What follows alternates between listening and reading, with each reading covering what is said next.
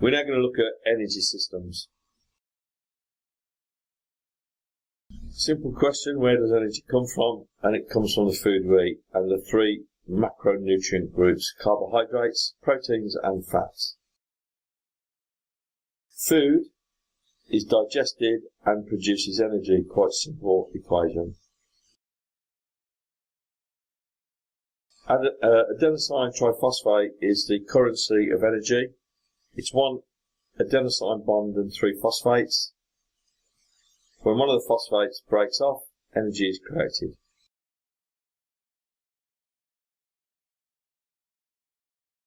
There's two types of ATP production. One is aerobic in the presence of oxygen and the other anaerobic in the absence of oxygen. And there are three systems for producing energy. The first of these is the creatine phosphate system. Creatine phosphate, or CP, is another high-energy compound found in close association with ATP. The creatine phosphate is broken down and the spare phosphate is used to resynthesize the ATP. The next energy system is the lactate system. This is only sustainable for up to 3 minutes in time. Glucose and glycogen are broken down to restore 2 or 3 units of ATP. The limiting factor of this system is the build-up of lactic acid, which causes the muscle to fatigue. You may well have felt this yourself when exercising. When you get this really big ache on the muscle, this is often caused by the presence of lactic acid.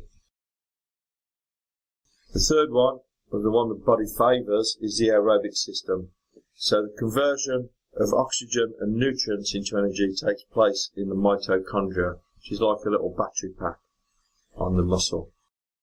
It uses fats and carbohydrates to produce energy if oxygen is present. So it only uses protein in exceptional circumstances, and that is if it runs out of every other source of energy. Here's a little table for you to look at. It will help you as well when you're actually out in the field dealing with customers or clients.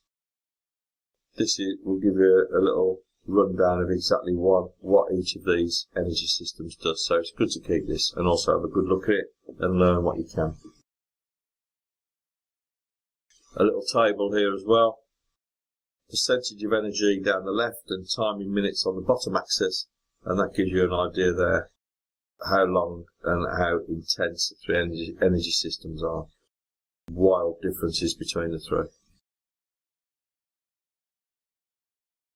And here we have an energy continuum, something else again that you can look at to give you some idea of different activities that use the two